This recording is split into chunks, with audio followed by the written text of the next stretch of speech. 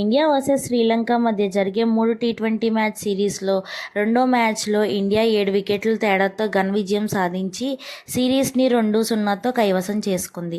ఇక మ్యాచ్ విషయానికి వస్తే పల్లెకేలే వేదికగా జరిగిన రెండో టీ20 మ్యాచ్లో ఇండియా టాస్ గెలిచి ముందుగా ఫీల్డింగ్ని ఎంచుకుంది. తొలుత బ్యాటింగ్కి దిగిన శ్రీలంక టీం టాప్ ఆర్డర్ బ్యాట్స్మెన్లు మంచిగా ఆడినప్పటికీ మిడిల్ ఆర్డర్స్ ఫెయిల్ అవ్వడం వలన నిర్ణీత 20 ఓవర్లలో 161 పరుగులు చేసి 9 వికెట్లు కోల్పోయింది. 162 పరుగులు లక్ష్యంగా దిగిన టీమిండియాకు వరుణుడు అంతరాయం కలిగించాడు. దాంతో డిఎల్ఎస్ పద్ధతి ప్రకారం టార్గెట్స్ని 8 ఓవర్లలో 78 పరుగులకు ఫిక్స్ చేయగా మన టీమిండియా బ్యాట్స్మెన్లు కేవలం 6.3 ఓవర్లలోనే టార్గెట్ని ఛేదించారు. 4 ఓవర్లలో కేవలం 26 పరుగులు మాత్రమే ఇచ్చి 3 వికెట్లు తీసిన Ravi Bishnoi player of the match అవార్డును దక్కించుకున్నాడు.